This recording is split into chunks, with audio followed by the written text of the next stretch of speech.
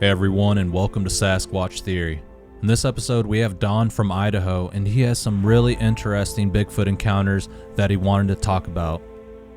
Guys, Idaho is starting to become a hotspot in my research. I wonder if the missing 411 people get a lot of reports from the state of Idaho. I bet they do. The research shows you will find Sasquatch by waterways, springs, and areas that hold a good amount of fish. Sasquatch are also known to travel in family groups, always keeping their little ones close by. The Sasquatch are known to have an aggressive behavior, but usually go their own way. Today's guest gives us a good insight on how the Sasquatch travel within a clan to seek out food sources. If you enjoy Sasquatch Theory, please be sure to like and subscribe. If you would like to help support the channel, you can purchase some merchandise from my spread shop, and you should see my store below this video. Other ways to support the channel is to join the membership page, and you will be able to see exclusive videos and things posted before they're posted up on the regular channel. Alright guys, with all of that being said, let's dive into our next Bigfoot encounter from the state of Idaho.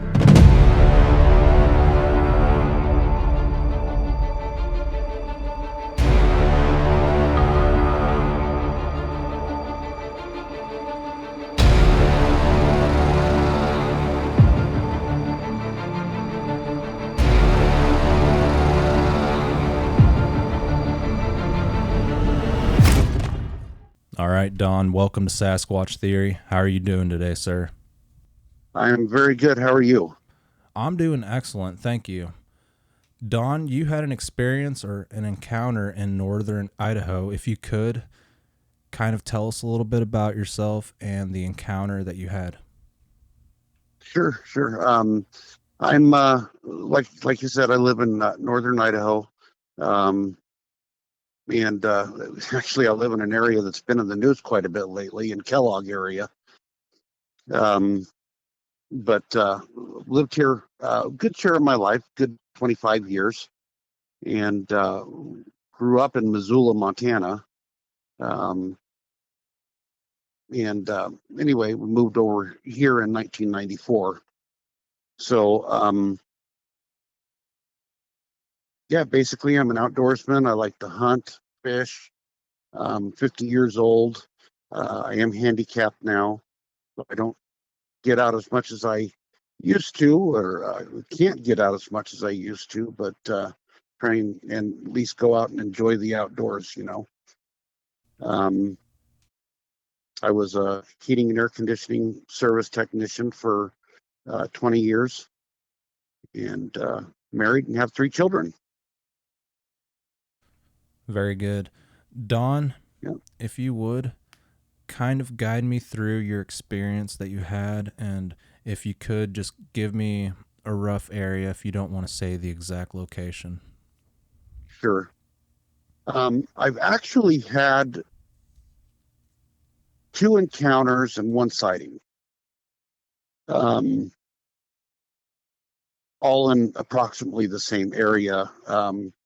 The area I'm going to say is the top of 4th of July Pass. And the first one was kind of short story, but we were out, my best friend and I, and my kids. My wife wasn't with us that day. She was doing something else or at work. And we were wood cutting. And we had 2 trucks we were filling up. And um, all day long, I kept hearing these whistles. And I thought it was my kids playing and whistling. And I kept telling them, you guys, cool it with the whistling. And they kept saying, Dad, we're not whistling. And I mean, it was just I can't whistle very well, but it was just kind of like that. Um, but very audible. And so we were continuing cutting our wood. I'm like, what in the heck is whistling? I don't know of any birds that make that particular noise, you know. Um, and every time we've been in that area, we've heard whistles. Um, and we drove around afterwards, and there was nobody. I mean, absolutely no one else out in the woods those days or that day. Um, but anyway, to make a long story short, we're loading the truck. It's just about dusk. And we're just finishing up, you know, loading up the truck and putting the saws and everything away. And just out of nowhere, bang, just a huge knock. And I looked at my best friend, who's a believer, and I was like, that was no woodpecker. Um, and it was pretty close. And then the next thing we know, crash. And this tree just falls over in the woods. And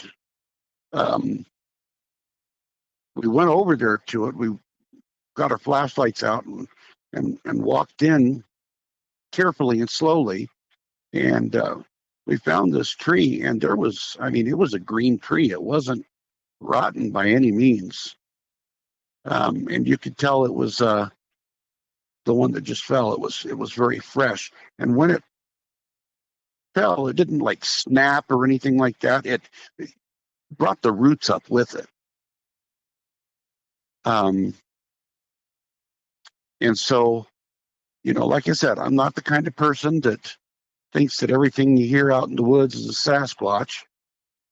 But at the same time, you start to, you know, you do your homework, you study, you know, what could have possibly been making those whistles and that kind of thing. And all of the little maybes that you get where you can't explain add up to a possibly. And after my, you know, research and all of that, the only conclusion I can come to is that that was a Sasquatch. And they were messing with us all day, you know, just whistling. And I never got to see it. My daughter earlier was walking down the road, my oldest daughter, and she'd heard a growl. And she came back and was scared. She was only, 11 or 12 years old at the time. And this was probably 2 or 3 years ago. Anyway, the kids at the end of after the crash, I said, get in the truck. And we finished up loading and we got out of there. So that was the first story. The second one was definitely the most interesting. It was like a Memorial Day weekend. And my wife and I and the 3 kids and 2 dogs decided we were going to go camping.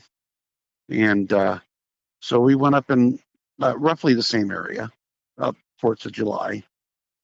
And we kind of got a late start because we had to wait for my wife to get home from work. And as soon as she got home from work, we took off. And by the time we actually found a spot to camp, it was right around, 9 o'clock in the evening. And so we got a flashlight going and a couple of lanterns going and got the tent put up, started a fire, made some dinner, kind of a late dinner, and had some dinner and sat around the campfire. And around 10:30 or 11 o'clock, we decided that we were going to go to go to bed. So we got in the tent, and kids were out within 5 minutes, and wife and I were laying there on our big blow up mattress, and it was around midnight, I guess, and right outside the tent, I mean, so close that if I could have reached through the tent, I could have touched this thing. But at the top of its lungs and quite high pitched, this thing just screams and yells, Kiawa. And at first I thought, you know what, there's somebody in our camp messing around with us. And so my wife and I always carry firearms when we're out in the woods. We actually carry 24/7. But anyway, I got my handgun out and sat up in the bed. Wife sat up in the bed, had her handgun out, and we just sat there quietly. And the dogs were kind of like trying to crawl under the blow up mattresses, man. It was like they were scared. And felt they, or not felt, but uh, saw the top of the tent being pushed in, and almost like a little smack. And we just sat there quietly. And this thing all night long it was walking around the camp. I never got a visual of it, but just yelling Kiawa all night long, all night long. And sometimes when it yelled, it would be, like I said, right next to the tent. And then the next time it sounded like it was 75 yards away. But just kept yelling that all night long. And about 6 o'clock in the morning, it kind of cut off and stopped. And as soon as the sun was up, we were packing up and going to find a new spot.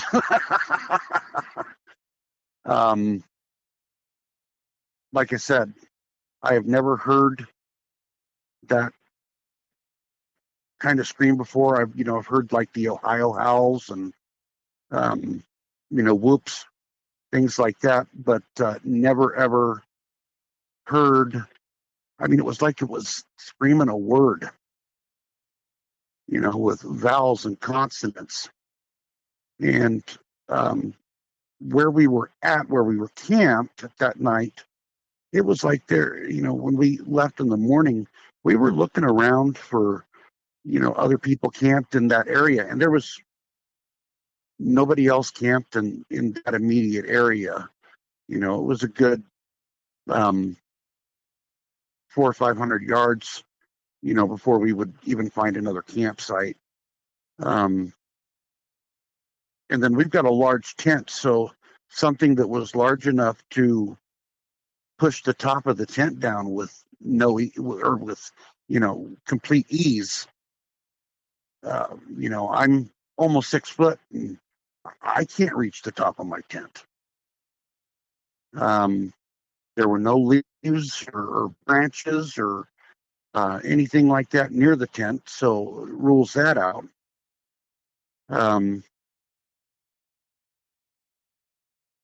So I'm not aware of any other animals in the area that make make it basically a word, with vowels and consonants. And so I'm left questioning what in the heck was that, and I've come to the conclusion that it was a Sasquatch. That's the only thing I can come up with. Interestingly, I've told this story before on some of the Facebook Sasquatch groups, and a gal came back, and she was Native American, either Native American or First Nations, I can't remember. But she said that word Kiowa translated into actually two different things. One was home, and the other one was the hairy people of the earth. I haven't verified that. I've looked it up and not been able to come up with anything. But I don't think there'd be any reason for her to lie about that.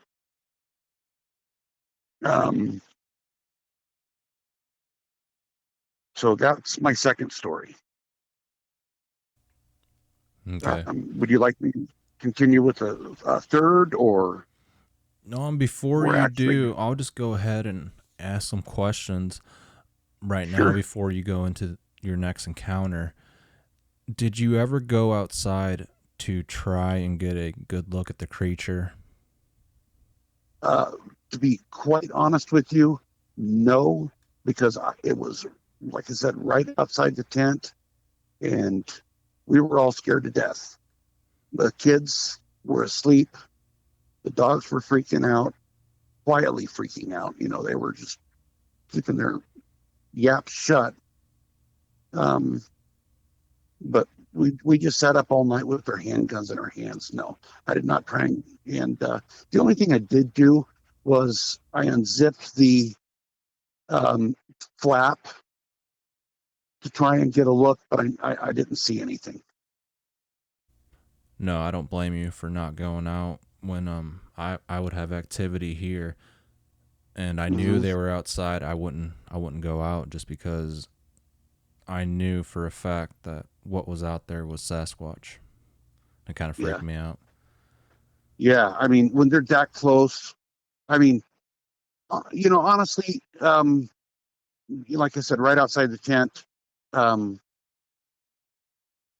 was freaky, and knowing that it was there, if the thing had hostile intentions, he could have ended us all right there. Because the tent is not going to stop a Bigfoot from getting in,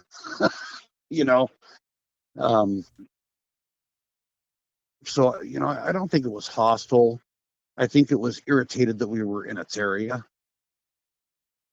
And that's why we left as soon as the sun came up. Do you think it was a male or a female? The height of my tent is about 7.5 feet tall at the peak. And like I said, it pushed right in. So in my opinion, it had to be tall enough to reach up and touch that. So I'm assuming it was a male. Yeah, that's fair enough. What do you think it was trying to say when it was vocalizing Kiyawa? In your personal opinion, before you asked that lady what it meant. I didn't ask her. She volunteered that. Okay. What was the feeling you got though when you heard those vocalizations? Was it looking for something? Was it just trying to talk to you guys? What did you feel like? I felt like it was telling us to get the hell out of there.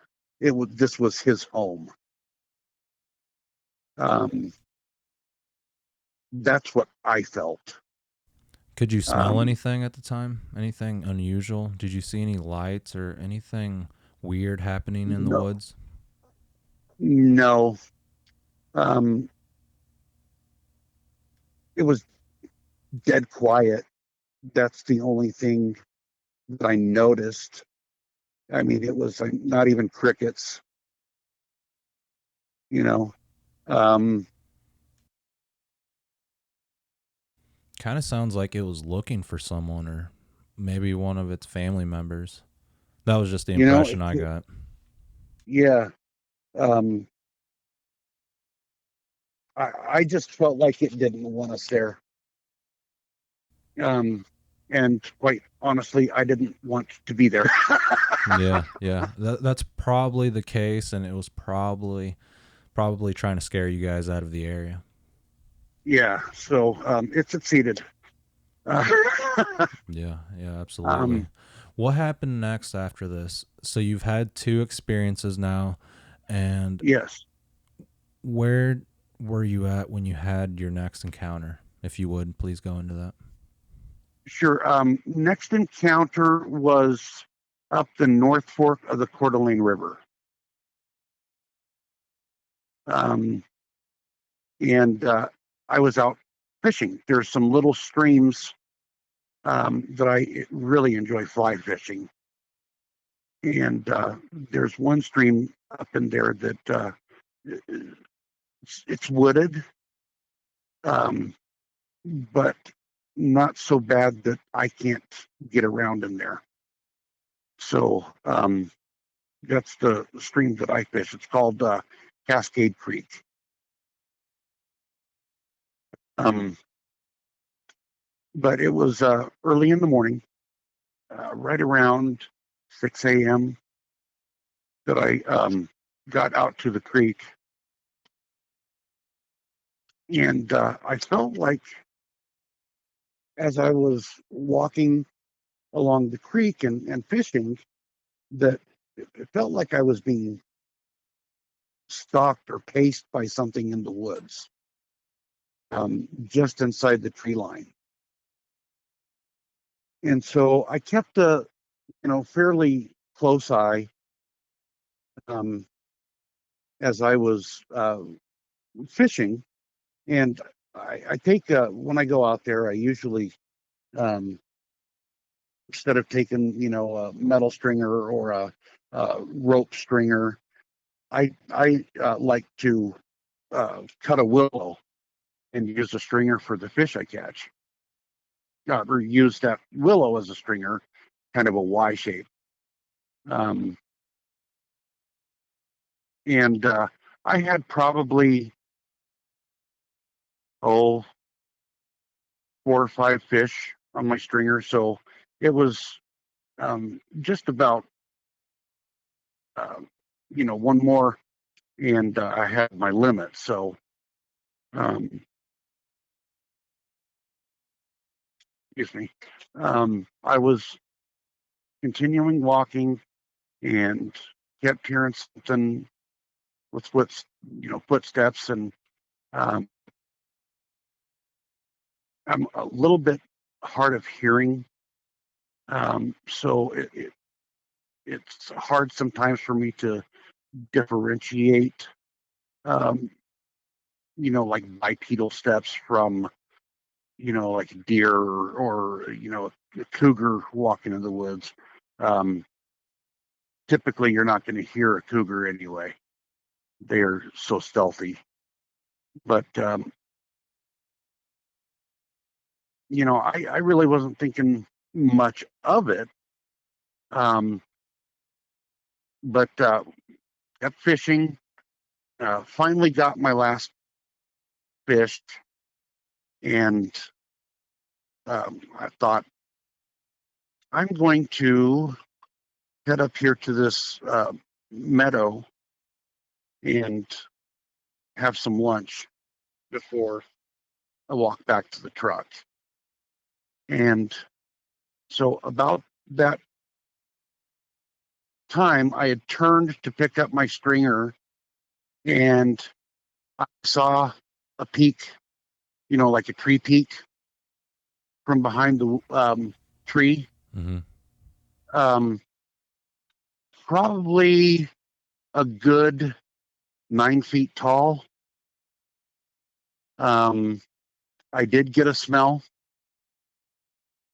and I just kind of kept my cool and continued with my plan.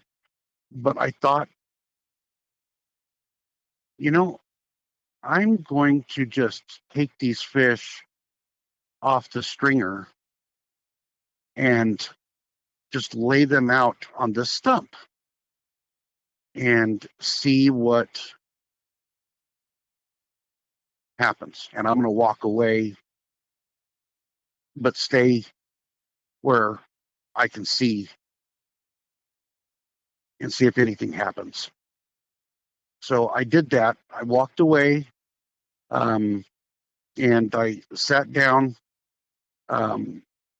on this log, kind of behind a bush, but I could see kind of over the top of it. Um, and It was probably a good 30 or 40 minutes later. I see this creature, Sasquatch, bipedal, walking out of the woods, and a female behind him, and a juvenile that was probably around 5 feet tall, the best I can estimate. Um, and I just sat there and watched them as they ate those fish. And when I left, after they had eaten and left, and they kept really good eye out, you know. Um, they were constantly watching um, as they were eating the fish. But anyway, I waited until they left and gave it a good hour after they were completely out of my sight. And I walked back slowly, and I stopped by the stump. All the fish were gone. And, excuse me, there was a rock left on top of the stump. And so I took the rock, and I said out loud, I said, "Thank you." And I left and walked out of the woods. There wasn't anything. I didn't feel like I was being paced on the way back or anything like that.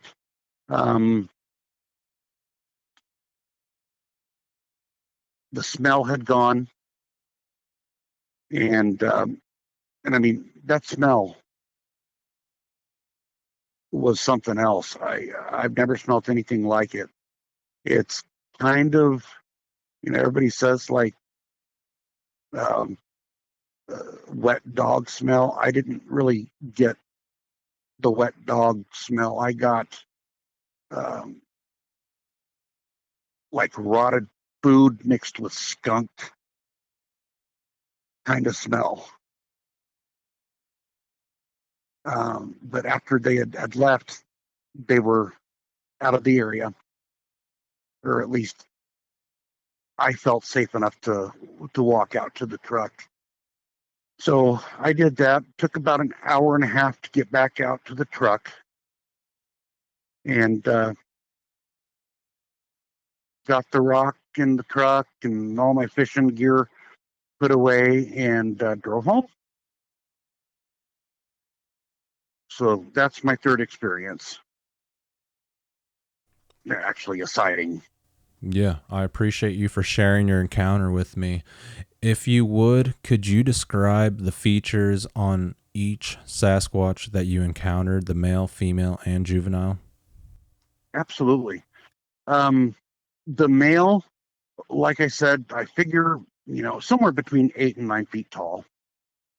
Had like 3-inch matted fur covering his entire body except around his face. He had like kind of like a beard kind of thing. The color was a black with kind of a little bit of gray mixed in there. Not a whole lot. The face, the thing that I noticed was kind of the brow ridge was protruding.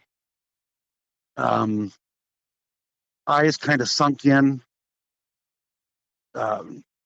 Human like nose, and the mouth was kind of straight but not without lips, if that makes any kind of sense. You know how like chimpanzees, Long, thin they lips. don't, yeah, like that.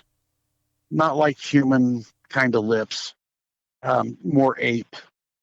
But it was really incredible to me just how, first of all, just how freaking big these things are.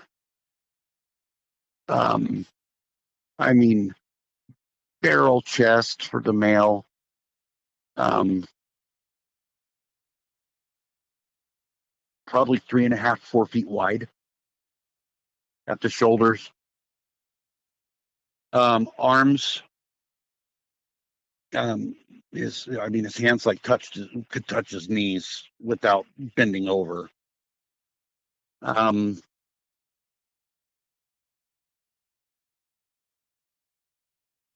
Yeah, that's the male. The female was right around 6 feet-ish, maybe 7. And to tell that she was a female, obviously, because she had breasts and did not have a penis. That's the other thing. You could clearly see the penis on the male. The female, her coloring was more of a cinnamon kind of color.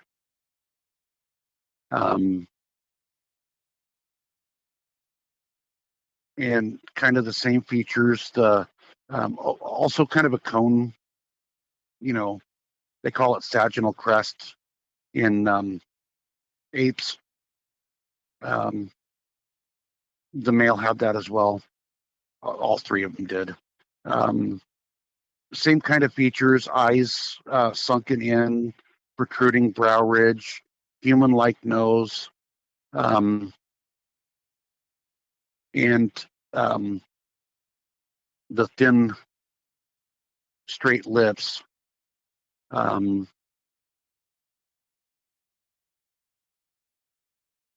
So that was the female. And the juvenile, again, was a male. I knew that because I could see its penis. And the same kind of features as far as his coloring. He was more cinnamon like the mother, but with kind of some blondish mixed in.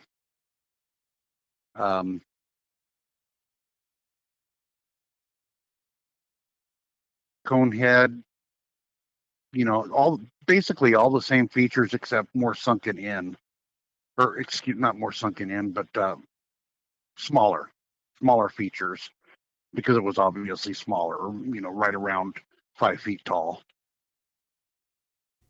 Okay. I appreciate you sharing that with me. And how did this encounter impact your life, and do you view life differently now? I've been a believer for most of my life. It's a subject that has intrigued me greatly. It has changed my life.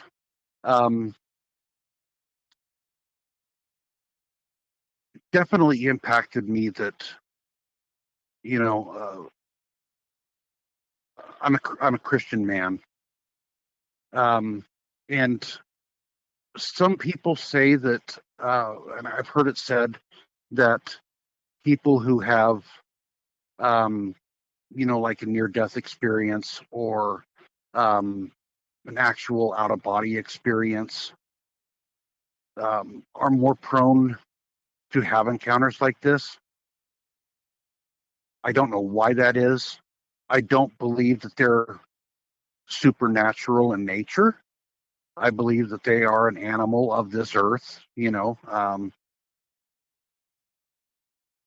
Gosh, there's stories going back all the way to recorded history, beginning of recorded history. There's stories about these encounters, especially with Native Americans and First Nations, and um, about 5 years ago, I had a massive widowmaker heart attack and was actually dead for 25 minutes before my wife was able to get me to the hospital and get revived. And so I have had that death experience. So I remember everything when my spirit left my body, and I'm not going to go into too much of that. I was in heaven. I did hear God speak. God said, or Jesus said, this man is covered by my blood. And the Father said, yes, but it's not yet his time. And as soon as he said that, boom, I was back in my body. And I woke up about 4 days later after being in a coma and triple bypass surgery. What do their voices sound like, if you don't mind me asking? Oh, God's? Mm-hmm. Oh, his voice was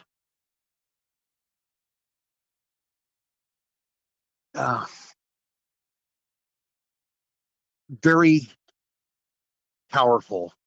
That's kind of the only way I can really explain it. It was with authority, not by any stretch angry. There was kindness in the voice, but it was a voice that was very masculine. And when he spoke, you listened. You know, um, and the same with Jesus. Very masculine voice, um, but kind, soft spoken, but again with authority. Did your encounters happen before the heart attack? No, or no, they happened after all of them. Okay. And what do you think the encounter means if it were to be a spiritual creature? Oh gosh, Do you think it had if some it meaning in your life at all? absolutely. These creatures, none of them showed any kind of hostility, except for maybe the growl my daughter heard in that experience. But we as humans typically shoot things we don't understand. That's our MOS, or mode of operation. Um, things that frighten us, things we don't understand, we tend to kill. And it's been that way all through history. Yeah. To me, I believe that the message was love is more powerful than anything else. And we don't need to shoot these creatures. We don't need to try and kill them in any way or try and harm them in any way. we need to, as the human race,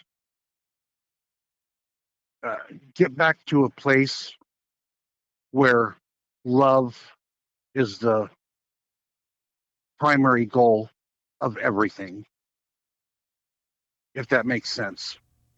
Yeah, it does make sense. And it seems like humans have advanced so much that animals and wildlife don't really matter to most people anymore just because of everything Right. we have. But that's how we got everything, was from the woods. And Yeah, I think it's really important to share the woods with the wildlife. And when people have these encounters with the Sasquatch, it kind of shows that, that bridge between humans and wildlife. We can learn to live together and, find peace. absolutely.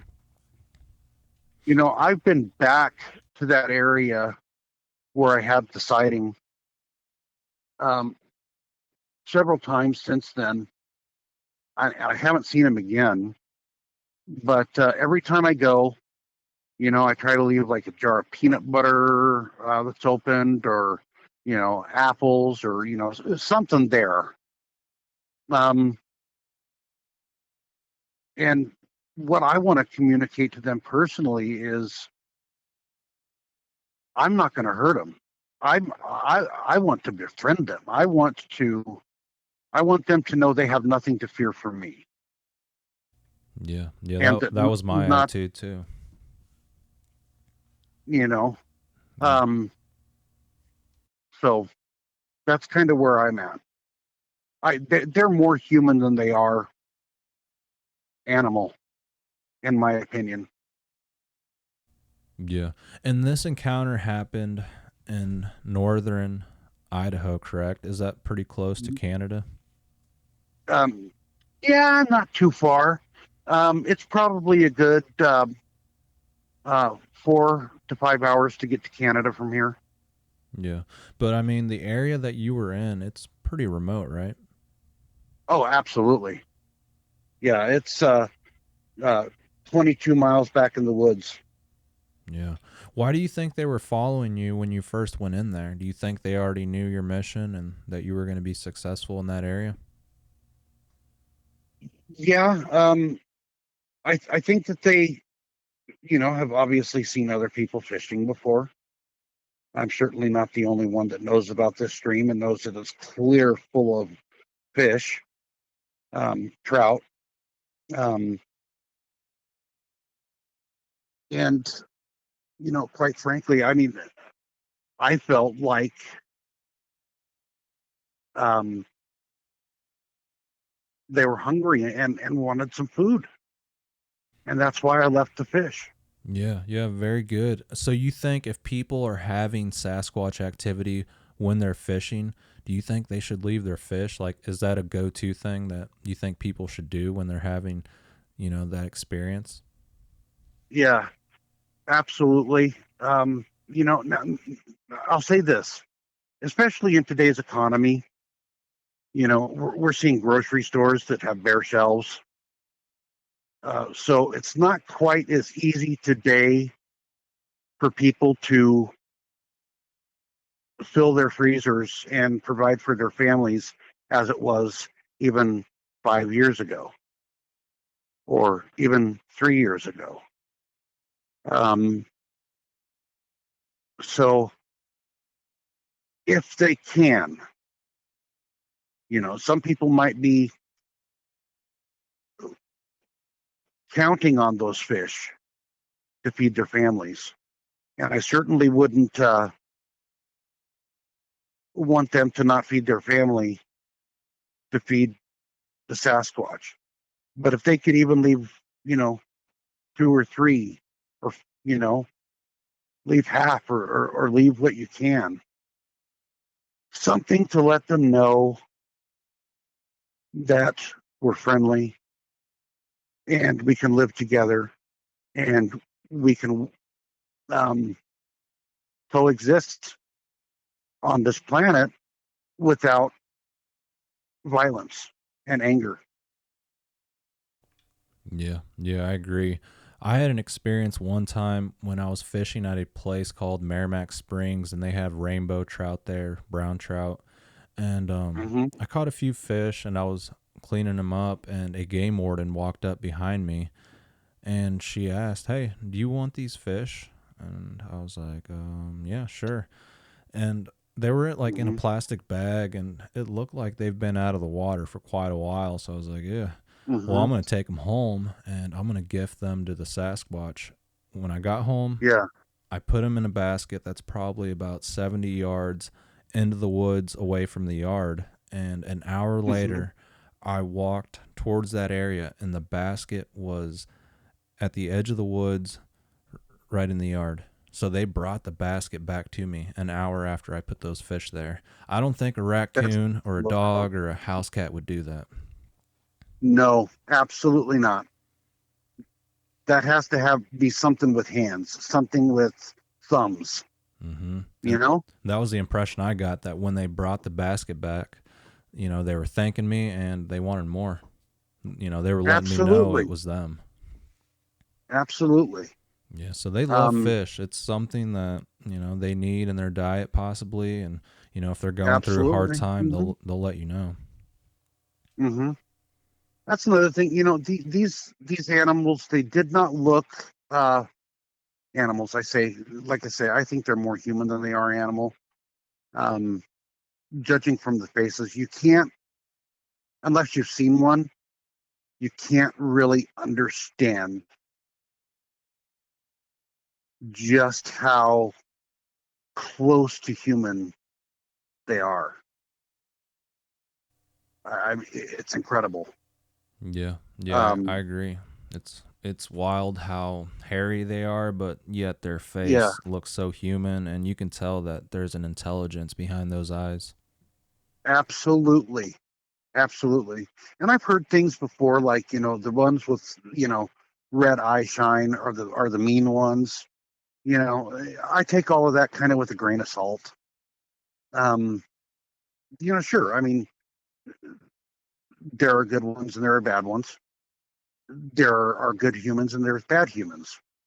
You know, so I'm not going to judge their race by you know Hmm. a few encounters of what people thought to be uh, violent Yeah. Or Sasquatch. And they're experiencing male activity sometimes, and then yeah, they experience yeah, female and juvenile activity, which is completely different. So it could be two different absolutely, attitudes within the same clan. absolutely, absolutely. Um, I think that they just want to live their lives. They want to take care of their families, just like we do, and pretty much just be left alone like we do. That's Nobody can fault them for that. You know, I think they're curious, and I think that we're getting close to actually having a scientific breakthrough and the confirmation of their species. Um, I don't necessarily think that requires a body. Um, in fact, I would encourage anybody, don't shoot them. Give them their space. Let them know you're friendly. You're not going to hurt them. That's another thing. I never really experienced the mind speak thing, but when I think that there's one around, or I get that feeling, even if I haven't had any activity, I'll just be out in the woods and I'll just say, "Hey, I am peaceful. I am not here to hurt you. I am a friend, and you have nothing to fear from me." And leave it at that. And I've never had a really violent encounter. Yeah. Yeah, that's good. And I'm glad you've had nothing but fairly positive encounters. I know the one that you had outside the tent really freaked you Yeah, that guys was out. freaky. But yeah, it's a good thing the three that you guys saw, the three individuals, didn't Hmm. react that same way and they were peaceful. Yeah. And the one outside the tent, I don't think that he was necessarily violent. I just think that he was like, "Hey, buddy, this is my area. This is my wheelhouse. This is where I live. This is where I provide for my family. And you're kind of messing it up." Yeah, because if he wanted to crush you guys, he easily could have, and He could have. it sounded like he was just voicing his opinion or how he felt. Yeah, yeah, right. Okay. And another thing with the three that I saw, I did hear the kind of the samurai chatter between them, um, as they were, eating the fish and going back into the woods afterwards. Could you hear their Um, footsteps when they were walking, or was it pretty silent? oh, absolutely. When they take a step, the ground rumbles. I mean, it's amazing how powerful, and you can feel it. Yeah, absolutely. Yeah, that is And I interesting. did see when I went back out to the truck afterwards. I stopped by the stump to see if I could see any tracks. I really didn't see uh, anything castable, and even if I had found a footprint that was castable, I didn't have any plaster with me. So, um, Did you unfortunately, I've never gotten a cast. Yeah, yeah, it seems like they don't leave a lot of tracks. Did you end up Mhm. keeping that rock that they left on the stump? Yeah, I've still got it. Okay, very cool. What does it look like? What type of rock is it? Do you know? Have you ever had it looked at? No, I haven't had it appraised or anything. It's basically just like, uh, uh, gosh, softball size, kind of, but more oblong. It's not round, um, like river rock, and it's kind of got some uh, almost like rainbow coloring through it. Really pretty. Okay, so it's pretty smooth then, would you say, or is it? Yes, very smooth river. Yeah, very smooth river rock. Yeah, I can't remember what they call it. It's like chert or something like that. But Yeah. I know what you're talking about. Hmm. Let's see. I think that answers most of my questions. Do you have any questions for me, Don? Have you had a sighting as well? Yeah, I've had quite a few sightings.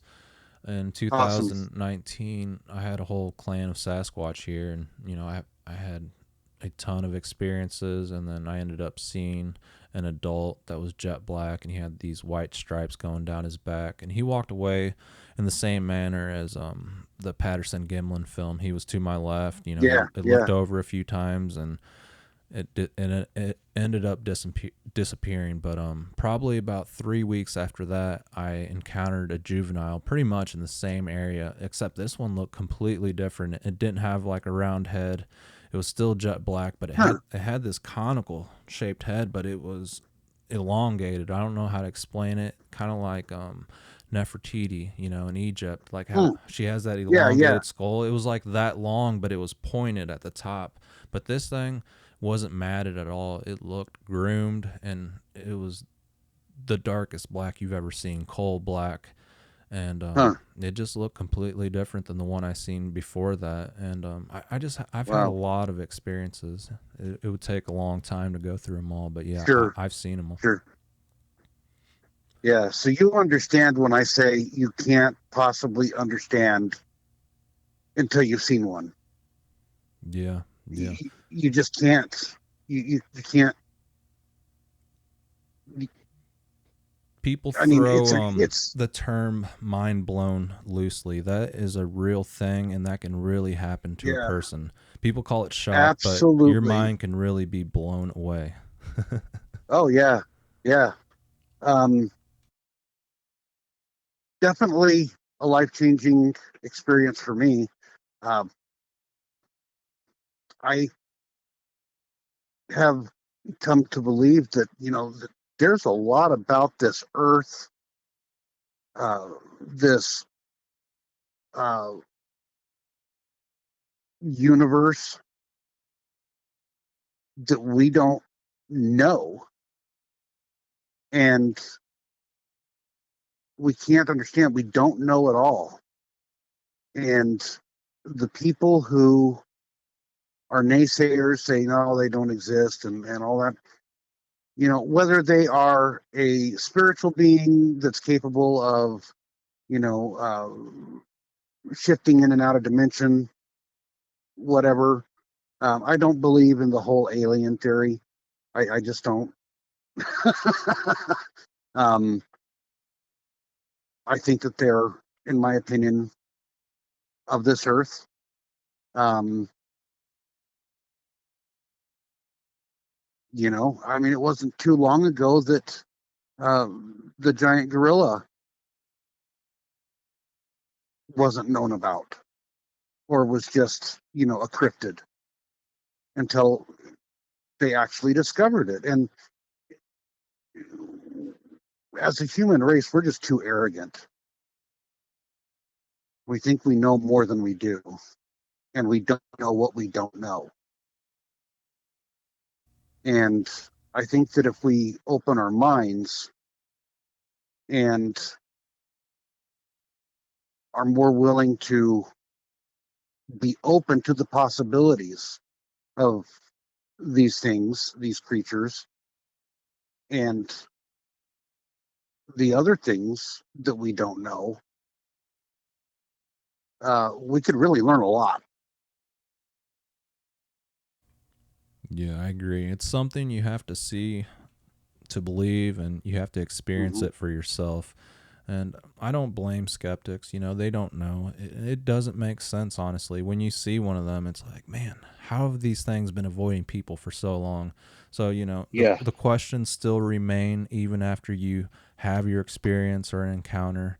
That Mm-hmm. the questions don't go away. So that's just how it Right, is. right. Gives you more questions. Yeah, yeah, absolutely. So, All right, Don. Well, I appreciate you okay. for getting in contact with me and being a guest on the show. It really means a lot, and I really enjoyed listening to your encounters.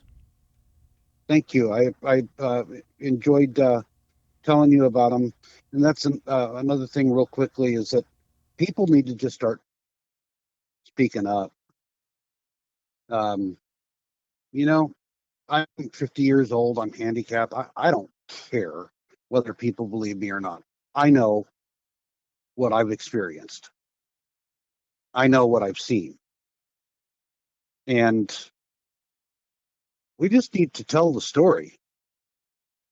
Each and every one of our individual stories, the people that have had the encounters need to. I mean, I believe that there are people out there who have never said a word about their encounter. And we could learn so much if people would just tell their story. Yeah, yeah, I couldn't So agree that's more. why I decided to tell mine. Yeah, well, I appreciate you for rising up and sharing your encounters. Thank you. I enjoyed the interview. Yeah, thank you, sir, and I enjoyed it as You well. bet. And you enjoy your Saturday, You and too? let me know if you encounter anything again. Yeah, I sure will. Thank you very much. Yeah, thank you, Don, and you have a good one, sir. You too. Bye bye. Bye. All right, that was a really cool encounter, and I really appreciate you for coming on the show and sharing all your experiences with everyone. I thought it was interesting. He had those encounters and experiences along with a supernatural experience with God. I wonder if Sasquatch showing up has some type of spiritual significance, or if it's just a random encounter with a rare creature that shouldn't exist. Although flesh and blood, I consider them spiritual, but many people consider things like albino deer spiritual just because it's pretty rare and the chances of it happening are pretty odd. And the same goes for seeing black cats and other strange creatures that people have reported in the past. Or it could be evidence that the dinosaur age, the ice age, wasn't as long ago as science says. Maybe creatures are slowly dying off, and they're slowly dying off today. We just don't notice the process because it's slowly taking place. Alright guys, that's all I have for today, and I really appreciate everyone for watching these videos. And if you're new to the channel, I hope you enjoyed it and come back for more. Thank you everyone, and take care.